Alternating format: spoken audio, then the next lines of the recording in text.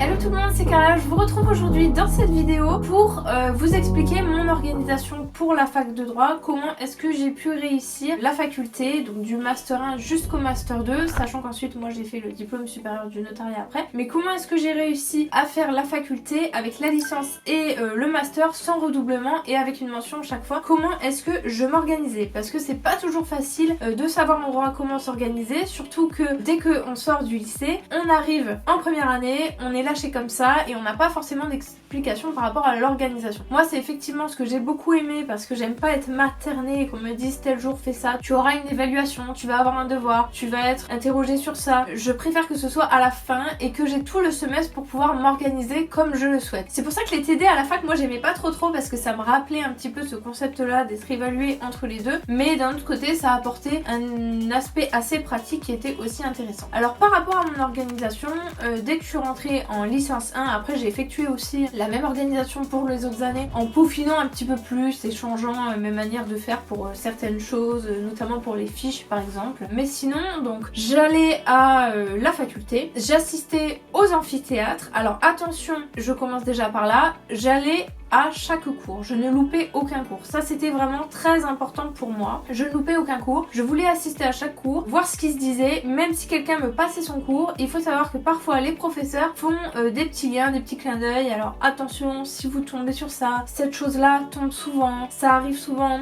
Je surlignais en jaune, je mettais en gros dans mon cours et parfois ça arrivait effectivement, c'était un petit indice. Et le fait d'assister au cours, ça permet de voir ça. Et aussi, on voit sur quel aspect le prof insiste plus. Pour moi, je trouvais que c'était vraiment très important déjà d'assister à tous les cours. J'avais des camarades qui décidaient de ne pas assister aux cours pour pouvoir faire leur télé pendant ce temps-là. Je trouve que c'est une très mauvaise organisation. Il faut s'organiser de façon à pouvoir aller en cours et assister aux amphis. Donc j'allais à tous les amphis. Ensuite, je ne me couchais jamais tard, j'allais jamais en grosse soirée. Il faut savoir que je dormais bien le soir, c'est très important pour que vous soyez en forme pour le cours. Donc le sommeil très important. Manger aussi correctement, c'est important pour la mémoire, la mémorisation.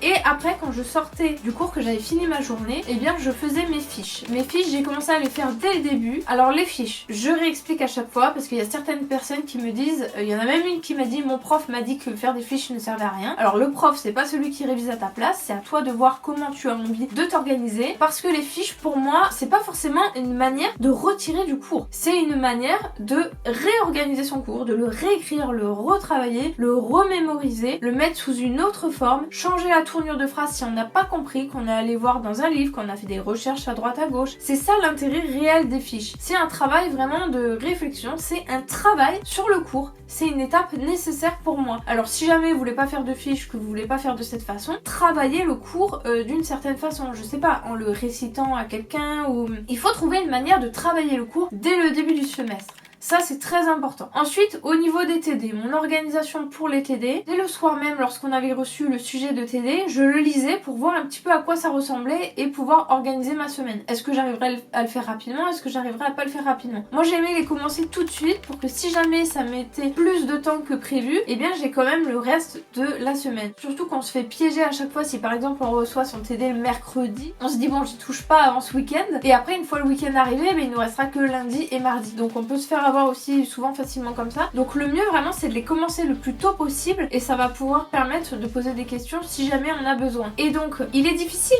de faire à la fois ses TD, à la fois ses fiches tout le temps, d'être très sérieux. Donc ce que j'aimais faire par rapport à l'organisation, c'était que les fiches concernant les matières de TD, elles, je les faisais très régulièrement et à chaque fois à la fin des cours. Et par contre, les petites matières, les mineures par exemple, eh bien je profitais des vacances scolaires pour pouvoir avancer dans ces fiches-là. Donc c'est à vous de trouver une manière de vous organiser, mais comprenez, et ça je le dis tout le temps, il faut travailler très régulièrement et dès le début du semestre. En plus au début du semestre, les TD ne commencent pas tout de suite, alors profitez-en pour commencer vos fiches. Et les fiches, comme j'explique, sont une manière de retravailler un cours. Si vous n'adhérez pas à cette manière, trouvez une autre manière de travailler votre cours, mais travaillez votre cours. Ne laissez pas votre cours pour 2 semaines avant que les partiels commencent pour vos révisions. Et si vous faites des fiches, vos fiches doivent être prêtes avant la période de révision. Les fiches, ça se fait pas pendant la période de révision. Les fiches, c'est une manière de travailler le cours avant de commencer la période de révision. Mon organisation pour les TD, c'était ça. Et ensuite, pour les TD, je faisais aussi des fiches de TD. C'est important aussi parce que ça permet de retravailler son TD et par exemple lorsque vous avez fait des cas pratiques,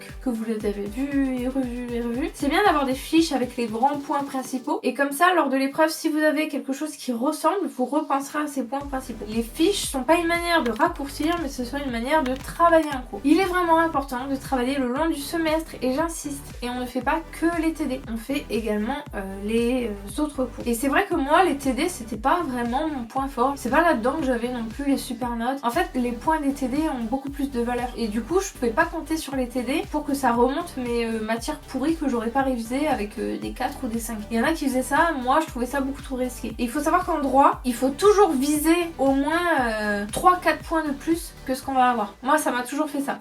Je me suis toujours dit, ah là franchement, je me donne à fond, il faut que j'ai 15 de moyenne. À chaque fois je me suis dit ça, et non, à chaque fois il y a un petit loupé, il y a une petite épreuve qui fait que bam, hop, bah finalement vous aurez moins que prévu. Heureusement que vous vous êtes sécurisé en révisant de cette manière-là, parce que les personnes qui sont trop justes, je peux vous dire qu'elles rigolent pas là, quand elles doivent passer en rattrapage, que ça passe pas. Quand vous êtes en droit, il faut que le rattrapage, vous dites, même pas la peine. Faut pas que j'aille en rattrapage, c'est pas mon but en fait. C'est vrai qu'il y en a en fait qui font leur année et qui font le droit en se disant il faut au moins que ça passe en rattrapage. Mais pour moi, si vous dites ça dès le départ, en fait, vous me mettez une balle dans le pied. Pour moi, quand on va en droit, qu'on va commencer là ces années, il faut que vous vous dites faut que je vise 14-15. Si vous avez moins, c'est pas grave, mais au moins vous êtes sécurisé. Parce que franchement, vous vous prenez des claques, hein. Et surtout les premières années. C'est tellement de choses à apprendre, une nouvelle matière, une manière de travailler, des méthodologies spécifiques, commentaires, dissertations, cas pratiques, juridiques, c'est tellement de choses à apprendre, tellement de choses à gérer que vous pouvez pas viser seulement 10-11 pour que ça passe en rattrapage. Vraiment, moi, c'est ce que je vous dis. Et puis, motivez-vous, vraiment, motivez-vous. Pour vous motiver, il faut que vous vous intéressiez un peu aux professions, que vous visiez une profession, même si vous changez après par la suite, c'est pas grave, mais que vous sachiez vers où vous allez. Faut vous motiver, faut vous dire, j'en chie en fait pendant quelques années, c'est chiant en fait,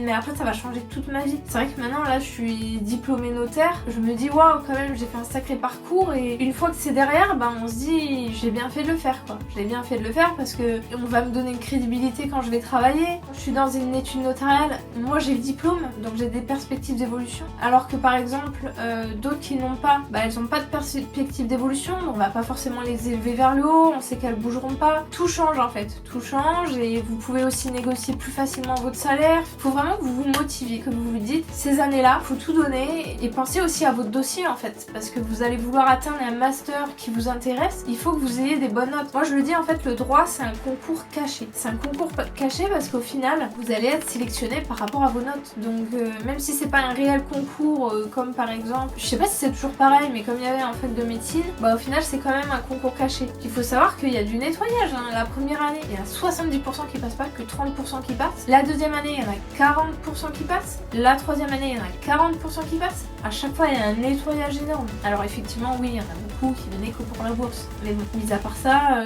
il y en a beaucoup qui n'ont pas assez visé haut. Donc visez haut, c'est vraiment le meilleur conseil que je peux vous donner. Visez haut, organisez-vous, travaillez régulièrement, intéressez-vous un peu aux choses. Allez lire un peu des livres à la bibliothèque, essayez d'approfondir votre cours si quelque chose n'est pas clair, posez une question. Intéressez-vous aussi de plus en plus à la doctrine. Ça permet de vraiment de travailler le raisonnement juridique et aussi pour vos commentaires d'arrêt, ça va vachement bien vous aider. Voilà, c'est les conseils que je peux vous donner par rapport à l'organisation. Soyez organisés, persévérants, réguliers, motivés. Voilà, je vous fais des gros bisous et puis on se retrouve dans une prochaine vidéo.